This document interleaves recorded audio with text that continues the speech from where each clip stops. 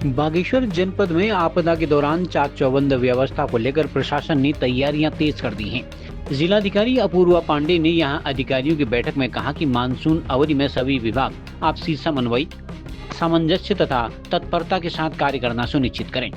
DM ने कहा कि मानसून अवधि में संचार, विद्युत, पेयजल, सड़क सहित अन्य जरूरी सेवाओं को जारी रखने के लिए अभी से प्रयास किए जाने चाहिए।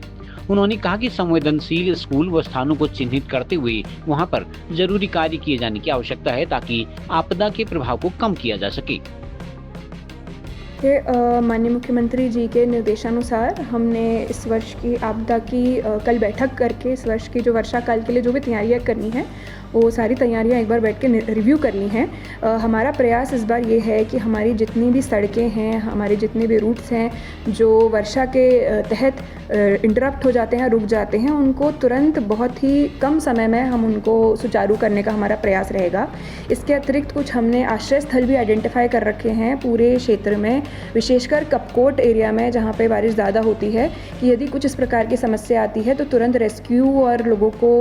इमीडिएट सपोर्ट हम कैसे और किधर प्रोवाइड करेंगे, उन तैयारियों की भी हमने एक बार समीक्षा यहाँ पे कर ली है। इसके अतिरिक्त शिक्षा विभाग को विशेष निर्देश दिए गए हैं कि जहाँ पर भी बच्चे किसी गधेरे, गाड़, नदी, नाले को पास करके जा रहे हैं, उन सभी विद्यालयों को और ग्रामों को चिन्हित करके या तो किसी वैकल्पिक रूट की व्यवस्था या किसी अन्य बिल्डिंग की व्यवस्था, या फिर यदि कोई चारा ना हो तो वहाँ पे अवकाश के बारे में हम लोग कुछ व्यवस्था बनाएं, ताकि इस प्रकार के प्रकरण के बच्चे गार्ड, नदेरा इत्यादि पार करके विद्यालय जा रहे हैं इस वर्ष कहीं पे भी हमको सामने ना आए। उसके अलावा जहाँ क्षतिग्रस्त बिल्डिंग्स हैं उनमें भी विद्यालयों को, आंगनबाड़ी केंद्रों को सही जगह पे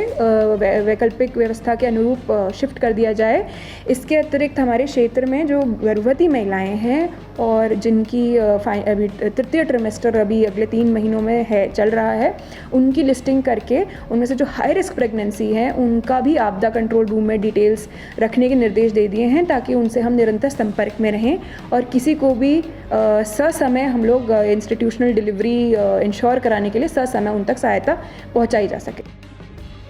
खबरों को जानने के लिए चैनल को लाइक, सब्सक्राइब और फॉलो जरूर करें।